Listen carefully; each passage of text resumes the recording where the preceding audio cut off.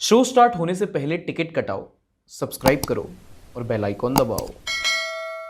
नमस्कार, आदाब and welcome. This is Sarthak and you are watching the Sunday show. देखो, दिल्ली में मीट, महाराष्ट्र में लाउड स्पीकर और कर्नाटका में हिजाब। नहीं, मैं प्रोडक्ट्स के डिस्काउंट नहीं बता रहा हूं, ये आजकल के हमारे डिबेट के टॉपिक्स हैं।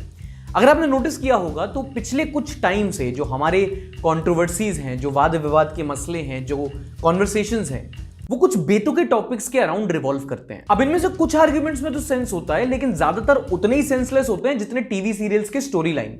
और आप कोई भी पार्टी के सपोर्टर हो, बीजेपी, कांग्रेस, टीएमसी, डीएमके, आप एक बात से आप डिनाई नहीं कर सकते कि आजकल हमारी सारी कॉन्वर्सेशंस धर्म के अराउंड रिवॉल्व करती है, जो कि अच्छी बात नहीं है। और इस हफ्ते भी ऐसा ही हुआ। कोई कह रहा है लाउड स्पीकर बैन कर दो, कोई कह रहा है ज्यादा बच्चे पैदा करो, और साउथ दिल्ली में तो मीट बैन करने के बाद विवाद खड़ा हो गया। अरे मुझे चक्कर आने लग गया अब। दरअसल इन दिनों खासकर उत्तर भारत में दो बड़े त्योहार साथ में चल रहे हैं, नवरात्रि और रमजान। और नॉर्मली ये काफी खुशनुमा माहौल होता है। पूरी सब्जी, शरबत मोहब्बत, एक गेम पबजी, शानदार, जबरदस्त, जिंदाबाद, ट्राई करके देख लो। लेकिन इन दिनों ये मसला विवादों में घिर गया है, जब साउथ दिल्ली के मेयर ने कहा कि वो नवरात्र के दिनों में अपने एरिया की जो मीट शॉप्स हैं उनको बंद कर देंगे, जिसके बाद काफी लोगों ने एतराज जताया। मीट शॉप ओनर्स, जिन्हें काफी सारा नुकसान झेलना पड़ा, उनका कहना है कि अचानक आए फैसले से उनको लाखों का नुकसान होगा। हमारा नुकसान ही है कि ऑर्डर कैसे देखेंगे, दुकान ही शॉप ही बंद करा दी तो कैसे देखेंगे। एंड लुक, आपको जो बैन करना है करो। जिस देश में रातों रात करेंसी बैन हो जाती है, उसमें मीट बैन होने से किसको ही सरप्राइज होगा, बट बहाना तो ढंग का दो। कहा गया है कि इन दिनों 99% लोग प्याज लहसुन तक नहीं खाते, इसलिए हम मीट शॉप्स बैन कर देंगे। तो सर, प्याज लहसुन भी बैन ही कर दो। And going by the same logic, 99% लोग तो सर्दियों में दिल्ली में सांस भी नहीं ले पाते, तो फिर उनको सबको एयर प्योरीफायर गिफ्ट करने का इरादा है आपका? नाउ आई अंडरस्टैंड कि नवरात्र में ज्यादातर लोग मीट नहीं खाते। इनफैक्ट मैं खुद भी नहीं खाता, और इसलिए नहीं कि मैं कोई बहुत बड़ा धार्मिक आदमी हूं, बस मुझे घर से बेदखल होने का शौक नहीं है। लेकिन आप एक मेजॉरिटी प्रैक्टिस को नॉर्म बनाकर जमाने पे थोप तो नहीं सकते ना। And this sort of overnight decisions, blanket ban need to be questioned, क्योंकि कल को ये बोल देंगे कि भाई दोपहर में तो 99% लोग गर्मी में बाहर भी नहीं जाते, तो कर्फ्यू लगा दे रहे हैं। सारे मिलके हमको पागल बना रहे हैं। अगली कंट्रोवर्सी इससे भी ज्यादा बेतुकी है। ये है सुदर्शन न्यूज के सुरेश चौहान के। Yes, this guy who looks like Nitin Gadkari's avatar in metaverse. इन्होंने एक कंपनी है हल्दीराम, जिसके चखने तो आप सबने ही खाए होंगे, उसको सिर्फ इसलिए टारगेट किया क्योंकि उसके एक पैकेट में उर्दू, या to be technically sound, Arabic में कुछ लिखा था। हरे रंग के इस उत्पाद में आप देखेंगे कि पूरा डिस्क्रिप्शन उर्दू में दिया गया है, तो फिर ये भाषा यहाँ पर क्यों? इनफैक्ट इसके बाद इनके चैनल की एक रिपोर्टर हल्दीराम के एक आउटलेट पहुंच गई और वहां के एम्प्लॉइज को हैकल तक करने लगी। जो आपने इंग्लिश में लिख रखा है, इसमें ऐसा क्या है जिसको आपने उर्दू में लिख रखा है? हाँ, तो मुझे दीजिए कंसर्न, मैं मांग रही हूँ। मैं इस पे क्यों दूं? अबे यार, अब हल्दीराम के इस पैकेट में उर्दू में क्यों लिखा है, ये जानने के लिए आपको उर्दू की समझ जरूरी नहीं है, ना आपको हिंदी की समझ आनी चाहिए। आपको सिर्फ एक भाषा आनी चाहिए, वो है कॉमन सेंस। देखो, बहुत सिंपल है। हल्दीराम और हिमालय, इन कंपनीज के नाम भले ही देसी हो, बट ये अपने प्रोडक्ट्स कई 100 कंट्रीज में एक्सपोर्ट करती हैं। 5 रुपए में गपशप पीनट्स मिल जाते हैं, हल्के में मतलब $multi-million कंपनी है ये। मिसाल के तौर पर, जिस नमकीन से रसगुल्ले भाई को इंफीरियोरिटी कॉम्प्लेक्स हो गया, वो दुबई एक्सपोर्ट होना था। और हर कंट्रीज के अपने रूल्स एंड रेगुलेशंस होते हैं एक्सपोर्ट इंपोर्ट्स के लिए, और ये सब हमारे देश की agricultural and processed food products export development authority यानी कि APEDA की देखरेख में होता है। बूझे? एंड डू यू रियलाइज कि कितना अजीब है, खासकर उस टाइम पर जब दुनिया की टॉप 100 पॉल्यूटेड सिटीज में आधी से ज्यादा हमारे देश की हैं। हम पीस इंडेक्स में 135वें स्थान पर हैं, हंगर इंडेक्स में 80, प्रेस फ्रीडम इंडेक्स 142, और कई सारे इंडेक्स में हमारी ऐसी तैसी हुई पड़ी है, और हम पैकेट्स में उर्दू पढ़ते घूम रहे हैं। वाह, शाबाश बेटा, बहुत बढ़िया। And for those who are still interested, उस पैकेट में उर्दू में बस ये लिखा था कि जिसने चैनल को सब्सक्राइब नहीं किया उसका ट्रेन में बटुआ चोरी हो जाएगा। मजाक नहीं कर रहा हूं। Moving on to the news of the week. पिछले हफ्ते कई स्टेट्स में मास्क ऑप्शनल होने के बाद लोगों को लगा कि भाई अब कोरोना वायरस तो गया, खत्म, bye bye, tata, goodbye, गया। लेकिन इस हफ्ते खबर फैली है कि भारत में कोरोना वायरस के XE वेरिएंट का पहला केस देखा गया है, जिसके बाद लॉकडाउन सीजन 4 के चर्चे भी जोरों पर हैं। On a side note, don't you think corona virus is like Akshay Khanna का करियर?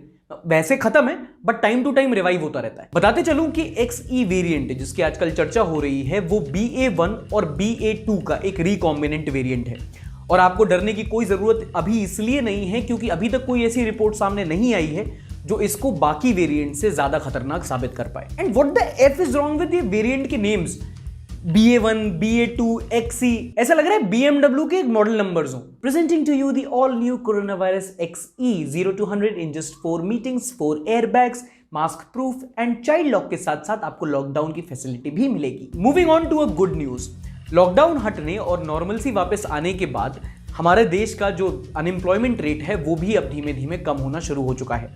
CMIE यानी कि यार इतनी बार बता चुका हूं, अब तक तो फुल फॉर्म याद हो जाना चाहिए, ऐसे बनोगे IAS। CMIE यानी कि centre for monitoring Indian economy ने डेटा रिलीज करके बताया है कि फरवरी के महीने में जो अनएम्प्लॉयमेंट रेट लगभग 8% था वो मार्च के महीने में घटकर 7.5% रह गया है। अच्छे दिन। जिंक्स मत करो यार, यह आंकड़ा थोड़ा खुश कर देने वाला था लेकिन अगला आंकड़ा थोड़ा दुखद है।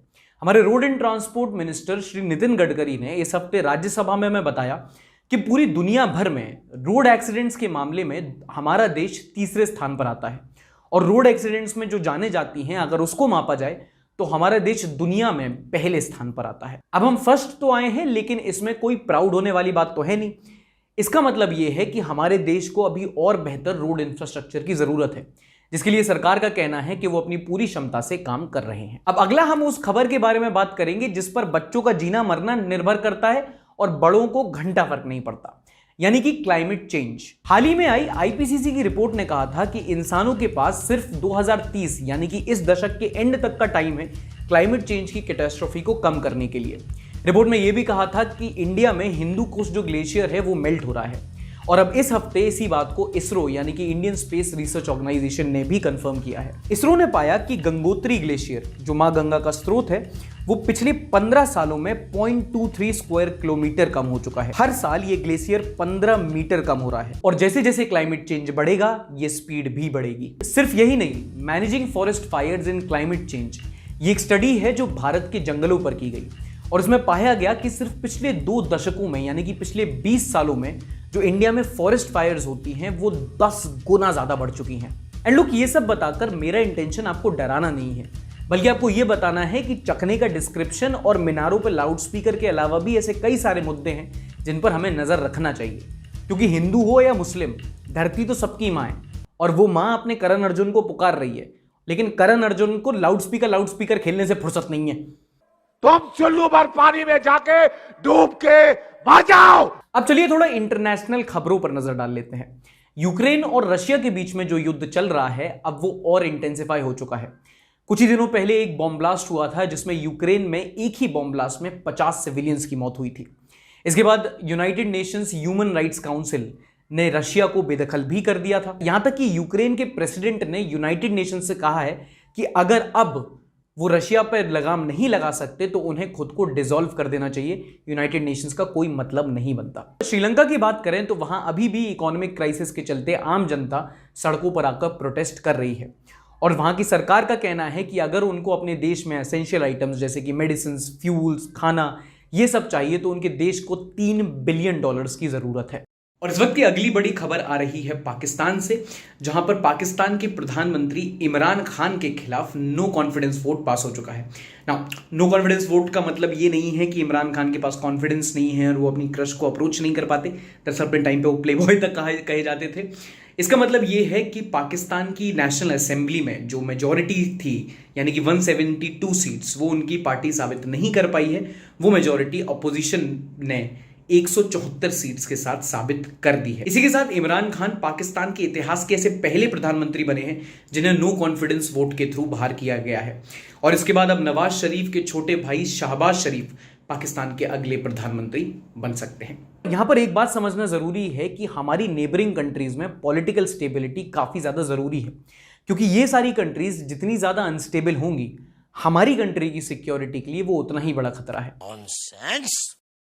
देखिए आजकल न्यूज कम नॉनसेंस ज्यादा होती है और इसी बात का सम्मान करते हुए आइए अब देखते हैं ऐसी खबरें जिनको सुनकर आपका भी हाल वैसे ही हो जाएगा जैसे चुप चुपके में राजपाल यादव का हुआ था।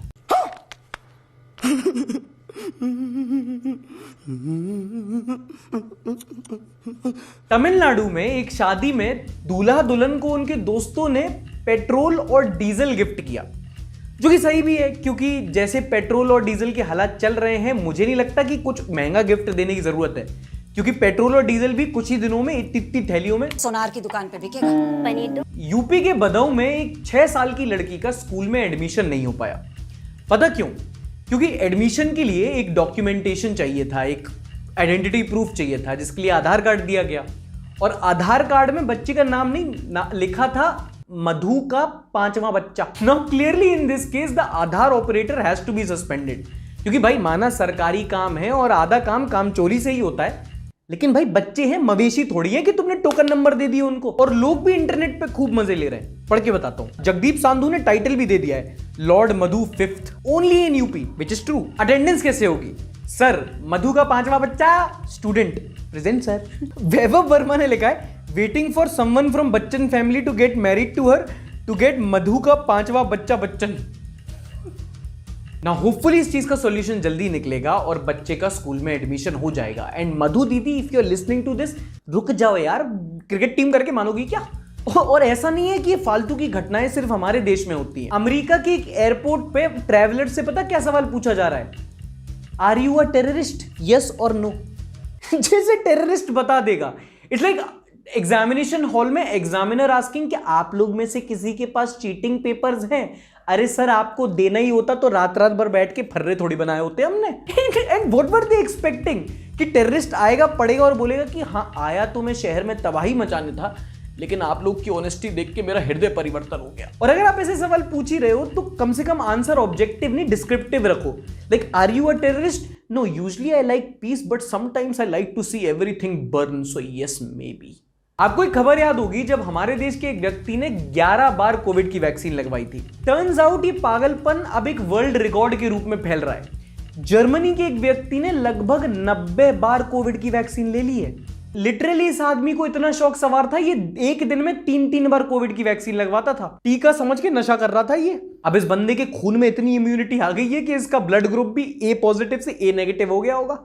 बकवासीपुर के पहले मेंबर हैं गुजरात के स्टेट मिनिस्टर जीतू वघानी जी, जिनका कहना है कि अगर आपको उनके स्टेट की एजुकेशन सिस्टम पसंद नहीं आ रहा है तो आप किसी दूसरे स्टेट चले जाओ। From go to Pakistan to go to Rajasthan, we all grew up. अगली खबर मैं आपको सुनाऊंगा तो आपको लगेगा कि भाई 1980 की खबर है, लेकिन नहीं, full 2022 new India verified. Nurses के सोशियोलॉजी टेक्स्ट बुक का एक पेज सामने आया जिसमें मेरिट्स ऑफ डाउरी यानी कि दहेज प्रथा के फायदे गिनाए जा रहे थे, और उसमें से एंड का पॉइंट था जिसमें लिखा था अगली girls can be married of, यानी कि जो अच्छी दिखने वाली लड़कियां नहीं हैं उनकी शादी हो जाती है दहेज प्रथा से। यार मतलब दहेज प्रथा प्रूवन है कि कुरीति है, समाज में इसका चलना ठीक नहीं है, यहां इसको प्रमोट नहीं किया जा रहा है, उसके फायदे गिनाए जा रहे हैं। और क्या मतलब अगली girls can be married of?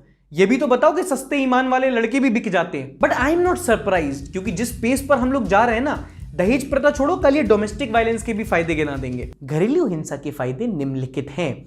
झाड़ू, बेलन और वाइपर का मल्टीपर्पज इस्तेमाल हो जाता है, और बच्चे भी ज्यादा टीवी नहीं देखते क्योंकि घर में ही WWE देखने को मिल जाता है। कुछ अच्छा हो जाए, कुछ मीठा हो जाए। चलिए अब इस हफ्ते की कुछ पॉजिटिव न्यूज और इंस्पायरिंग लोगों की कहानियों पर नजर डालते हैं। आपको ये वाली स्टोरी तो याद ही होगी, नोएडा का ये लड़का जो अपने घर को दौड़ता था अपने काम की जगह से ताकि ये आर्मी में सिलेक्ट हो सके। अब इनसे मिलिए। ये है राजस्थान के नागौर जिले के सुरेश भिचाली जी, जो आर्मी ज्वाइन करने की मांग को लेकर राजस्थान से दिल्ली लगभग 350 किलोमीटर दौड़कर पहुंच गए। हमारे देश के लाखों नौजवानों की तरह ये भी सेना में भर्ती होने की चाह रखते हैं, और ये बताते हैं कि ये रोज सुबह 4 बजे से लेकर 11 बजे तक यानी कि 5 घंटे दौड़ लगाते हैं इसकी प्रैक्टिस करने के लिए। क्या आपको पता है कि कोलकाता में एक ऐसा कैफे भी है जिसे पूरी तरीके से HIV पॉजिटिव स्टाफ द्वारा संचालित किया जाता है। दरअसल HIV को लेकर हमारे समाज में काफी ज्यादा भ्रम है, काफी ज्यादा मिसकंसेप्शन है। इसी को टैकल करने के लिए कलाल घोष ने कोलकाता में कैफे पॉजिटिव नाम का एशिया का ऐसा पहला कैफे खोला है जो पूरी तरीके से HIV पॉजिटिव स्टाफ द्वारा चलाया जाता है। इनका मकसद है कि इस कैफे के द्वारा ये लोगों को HIV के बारे में जागरूक करें। तो अगर आप कभी कोलकाता जाएं तो इस कैफे में जाके एक बार जरूर कोल्ड कॉफी पी सकते हैं और ऐसी ही स्टोरीज और सुनने के लिए सब्सक्राइब भी कर सकते हैं। मिलिए यूपी की मुमताज खान से। ये इस समय साउथ अफ्रीका में देश को जूनियर वुमेन हॉकी में रिप्रेजेंट कर रही हैं। ये टीम में यूपी की इकलौती खिलाड़ी हैं, लेकिन इनकी कहानी सबसे अलग और सबसे इंस्पिरेशनल इसलिए भी है क्योंकि इनकी जैसी कंडीशंस थी ये इंडिया के लिए खेलना छोड़ो स्पोर्ट्स खेलने का भी नहीं सोच सकती थी। इनके पिताजी लखनऊ में एक सब्जी का ठेला चलाते हैं। इनका पूरा परिवार एक कच्चे मकान में रहता है और महज 300 रुपए प्रतिदिन में गुजारा करता है। यहां तक कि इन्होंने अपने ट्रायल्स भी चुप चुप कर दिए थे। और जब टाइम्स ऑफ इंडिया ने इनका इंटरव्यू लिया तो इन्होंने साउथ अफ्रीका से पता क्या बोला, चोरियां छोरों से कम है के। इस हफ्ते ये इमेज बहुत वायरल हुई, आपने भी देखी होगी। ये है राजस्थान के करौली के पुलिस ऑफिसर नेत्रेश शर्मा जी। दरअसल इस हफ्ते करौली में दंगे भड़के और जैसा कि हर दंगे में होता है कई सारे घर जला दिए गए और ऐसे ही एक जलते हुए घर से एक बच्ची की जान बचाई है नेत्रेश शर्मा जी ने और यही है इस हफ्ते के हीरो ऑफ द वीक। ये बड़ी अच्छी बात कही आप। आइए अब देखते हैं कि इस हफ्ते आप लोगों ने सोशल मीडिया पर क्या क्या कंटेंट पसंद किया। मीम टाउन बेबी ने इंस्टाग्राम पे शेयर किया है, पेट्रोल प्राइस एंड क्रश दोनों ही औकात के बाहर हो गई हैं। अब पर्सनल अटैक मत करो मीम के नाम पर। सूफिया ने शेयर किया फेशियल एक्सप्रेशन ऑफ सार्थक इन संडे शो। मेरे पे मीम बना के मुझसे ही रिव्यू करवा रहे हो। Meme world on Twitter, me trying hard to master English vocabulary, Shashi Tharoor with some random word from random page of dictionary. देखो पार्लियामेंट में एक ही आदमी है जो अपना काम बड़ी शिद्दत और ईमानदारी से कर रहा है यहाँ पे। सीएनजी, पेट्रोल, डीजल, नींबू। हाँ यार, बियर से महंगा पेट्रोल, पेट्रोल से महंगा तेल, तेल से महंगी शिकंजी। हल्दीराम की राज कचौड़ी खाने के बाद संबित पात्रा, टोपी लाओ, मैं नमाज पढ़ने जा रहा हूँ, मैं तो कुछ भी नहीं कर सकता हूँ, अब रह गया नमाज पढ़ना, मैं वही करने जाना पड़ेगा। नमस्ते, बिस्कुट खाओ, लेकिन आजकल तो वो भी महंगा हो गया, क्या खाएं गाली के अलावा। तो ये थे इस हफ्ते के मीम्स। अगर आपको भी कुछ फनी मीम्स इंटरनेट पर मिलते हैं तो उसे #SundayWithSarthak के साथ शेयर कीजिए, मुझे मेंशन कीजिए और अगले हफ्ते हम सब मिलकर उस मीम को यहां पर रिव्यू करेंगे। लक्ष्मी बाग ने कमेंट करके लिखा है, tomorrow is my exam but I am still watching your episode but after watched I am going to study again. पढ़ाई लिखाई करो, IAS बनो और लाइक भी कर दो कम से कम। एनोनिमस ने लिखा है, सार्थक भाई I was upset due to some relationship issues but your video make me laugh almost after 2 days। Thank you भैया। अरे रिलेशनशिप की चिंता नहीं दोस्त, तुमने वो कहावत नहीं सुनी, लड़की बस की तरह होती है, एक आएगी दूसरी जाएगी, क्योंकि अपनी शक्ल ही बस स्टैंड जैसी है। जाने से पहले आपको बुक ऑफ द वीक बता देता हूं। इस हफ्ते मैंने पढ़ी time management by doctor Sudhir Dikshit. काफ़ी छोटी सी किताब है ये, लगभग 120 पन्ने की है, हिंदी में है। काफ़ी समय पहले मैंने एक रेलवे स्टेशन से इसको ख़रीदा था, तब मुझे काफ़ी ज़्यादा हेल्प मिली थी और आजकल भी टाइम मैनेज करने में थोड़ा सा मुश्किल होता है तो मैंने इसको दोबारा पढ़ा और आपको भी काफ़ी हेल्प करेगी। छोटी सी किताब है, इसका इंग्लिश वर्जन अगर आप चाहें तो वो भी अमेज़ॉन पर मिल जाएगा, मैं उसका लिंक डिस्क्रिप्शन में दे दूँगा।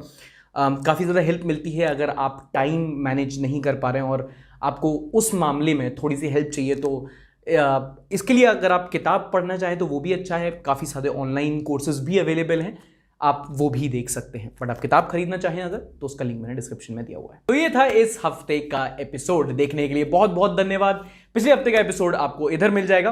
पसंद आया हो तो लाइक ज़रूर कीजिएगा, सबके साथ शेयर कीजिए। मिलेंगे अगले एपिसोड में, तब तक के लिए टाटा बाय बाय, शब बखैर। Like, subscribe and share.